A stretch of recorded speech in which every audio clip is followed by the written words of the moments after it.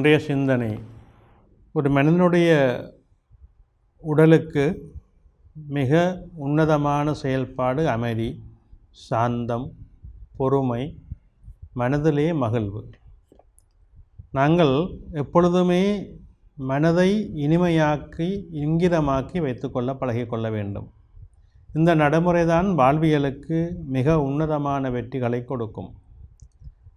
எமக்குள்ளே வருகின்ற கோபம் எமக்கு உடலுக்கும் வியாதியை தந்து எமக்கும் அதிலே பதட்ட நிலைகளை கொடுத்து எம்மோடு இருப்பவர்களையும் பயங்கொள்ள வைக்கின்றது. இந்த கோபத்தினாலே தான் உலகத்திலே அழிவுகள் அதிகமாக அமைந்து கொண்டிருக்கின்றன.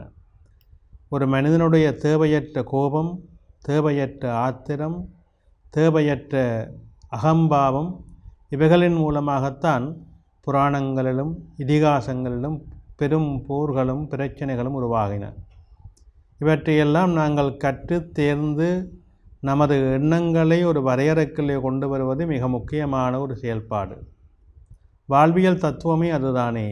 நாங்கள் வாழுகின்ற வாழ்க்கை எங்களுக்கும் இனிமையாக இருக்க வேண்டும், எங்களை சார்ந்து வாழ்பவர்களுக்கும் மகிழ்வை கொடுக்க வேண்டும். அது மட்டுமில்லாமல் மற்றவர்களுக்கு எங்களுடைய வாழ்க்கை முன்னுதாரணமாக இருக்க வேண்டும். அவர்கள் இருந்தார்கள், வாழ்ந்தார்கள், எப்படியான ஆட்கள், அவர்களை போன்ற ஒரு நல்லவர்களை நாங்கள் பார்த்ததில்லை என்று மற்றவர்கள் கூறுகின்ற அளவுக்கு எங்களுடைய வாழ்வியல் அமைய வேண்டும். இன்னொருவருக்கு தீங்கில்லாத நல்ல பண்பியல் கொண்ட வாழ்வியலை அமைப்பதற்கு இந்த கோபத்தை அறவே நாங்கள் தவிர்க்க வேண்டும். கோபம் என்பது எங்களுடைய வாழ்க்கையை முற்றுமுழுதாக சிரமங்களுக்கு கொடுத்து விடுகின்றது. இந்த சிரமங்களை நாங்கள் ஏற்படுத்துகின்ற பொழுது அது பல விதத்தில் பல பேருக்கு சிரமங்களை கொடுக்கின்றது. அதனால் எங்களுக்கு கஷ்டங்களும் பிரச்சனைகளும் தேவையற்ற அலைச்சல்களும் எங்களுடைய வாழ்வியலை மிக மிக ஒரு உக்கிரமான சூழலுக்குள்ளே கொண்டு சென்று விடுகின்றது. இதனால் தான் நமக்கு உடல்களிலும் வியாதிகளை ஏற்படுத்தி விடுகின்றது. எனவே கோபத்தை தணிப்பது தான் எங்களுக்கு முதலாவது விடயம். இந்த கோபம் ஏன் வருகின்றது என்பதை நாங்கள் முதலே புரிந்து கொள்ள வேண்டும். எங்களுக்கு பிடிக்காத ஒரு விடயம் வருகின்ற பொழுது தானே நாங்கள் கோபிக்கின்றோம்.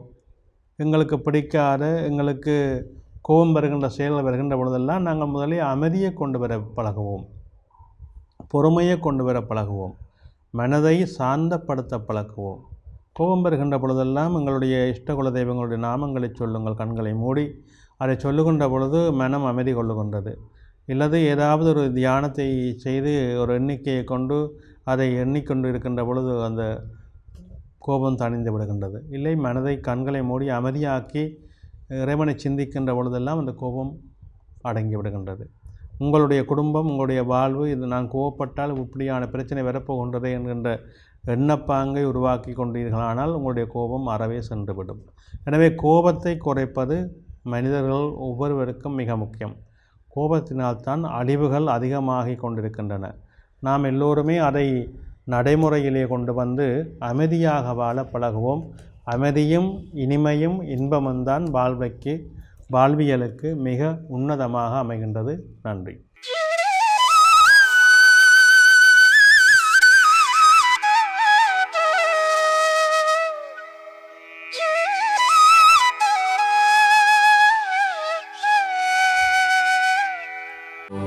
யாடியா T5L மகிழ்ச்சி நிறைந்த நீண்ட பயணத்திற்கு.